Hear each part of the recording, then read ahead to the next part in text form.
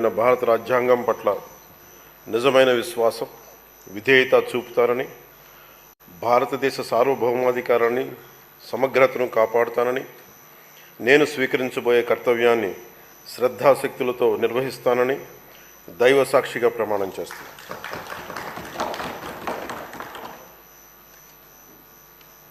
కొణిదెల పవన్ కళ్యాణ్ అని నేను ఆంధ్రప్రదేశ్ శాసనసభ